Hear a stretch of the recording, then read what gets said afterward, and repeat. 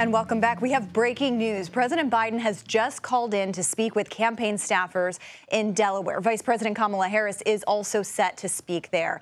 We have some of that. Let's listen in. I'll be speaking shortly, and I want to say to the team, embrace her. She's the best. I want to call today to thank everybody in this effort. I know yesterday's news was surprising, and it was hard for you to hear, but it was the right thing to do.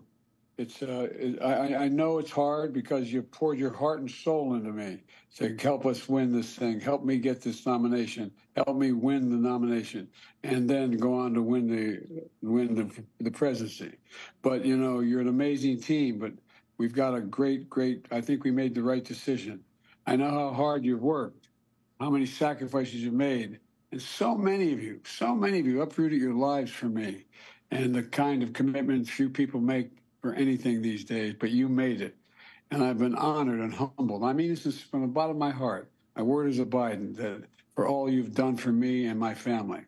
And we built the best campaign in organization in history. I've been doing this, I always kid and say, I know I'm only 40, but I've been around a long time. I don't know of a better campaign organization, grassroots campaign. You know, we have over 230 offices opened. We have over 2,000 paid staff. And we have literally several thousand volunteers on a regular basis, thousands of them. And they've been relentless and tireless in reaching out and contacting voters. The leadership of this campaign has been amazing. Jen O'Malley Dillon, Julie Quinn, Michael Tyler, Rob Flaherty, Rufus on raising money, and so many more. You built this team, you brought them together, you brought us together, you've inspired them, and you've done what leaders do. Now we got to, you know, the name has changed at the top of the ticket, but the mission hasn't changed at all. And by the way, I'm not going anywhere. I'm going to be out there in the campaign with her, with Kamala. I'm going to be working like hell, both as a sitting president, getting legislation passed, as well as in campaigning. You know, what we still need to save this democracy.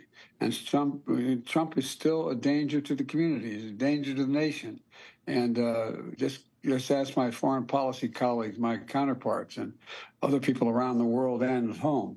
Look, so I'm hoping you'll give every bit of your heart and soul that you gave to me to Kamala. And I want you to know, I won't be on the ticket, but I'm still going to be fully engaged. I've got 6 months left in my presidency. I'm determined to get as much done as I possibly can, both foreign policy and domestic policy. Keep lowering costs for families, continue to speak out on guns and child care, elder care, prescription drugs, and climate.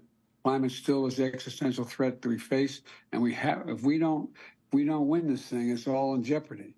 And we got to keep working for an end to the war in Gaza. I've been working very closely with the Israelis and with the Palestinians to try to work out how we can get the Gaza war to end.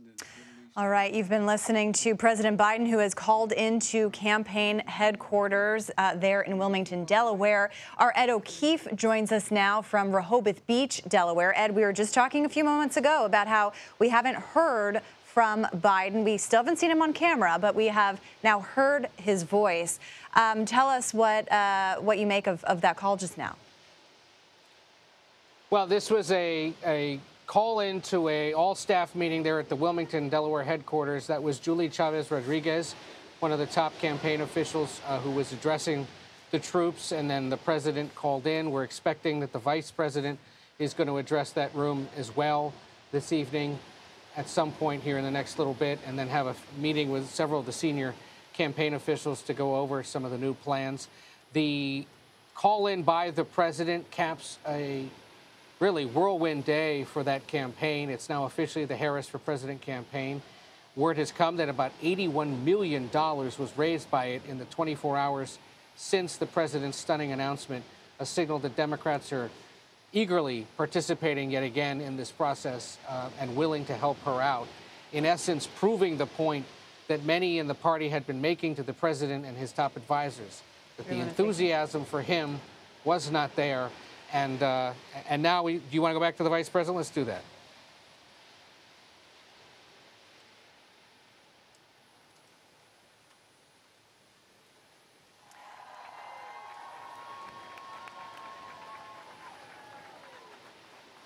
And I know everyone here All right, Ed, so we see on our screen that Harris is now speaking to those campaign staffers that you just mentioned. I know it's been a whirlwind of a week for all of us. I am amazed that we're all still standing here. But what is the significance of this moment? Harris now speaking to a campaign that, you know, she was running as vice president, the vice presidential nominee, and now she's suddenly thrust to the top of the ticket.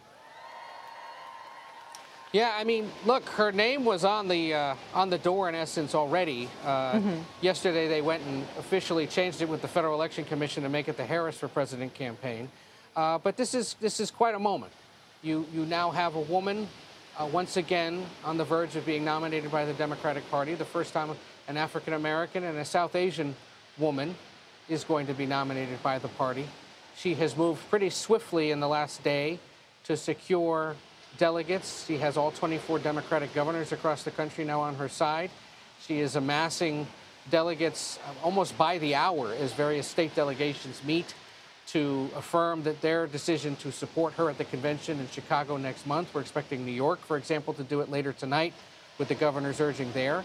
And we know she's making moves to meet with top congressional leaders, potentially add a few people to the staff, and begin plotting out her argument against the former president. One of the things that you're going to hear Democrats talking a lot about is that this is a former prosecutor, as a district attorney and attorney general, who used to prosecute criminals.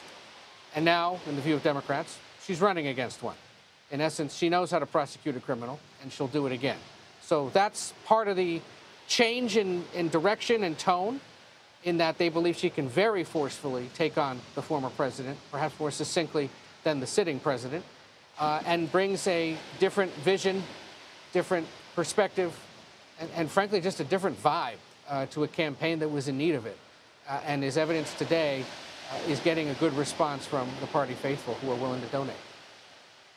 All right, our Ed O'Keefe covering every minute of this campaign. It's a pleasure to do it with you. What a wild ride. Well, stay tuned. Thank you very much. And it's only Monday. It's only Monday.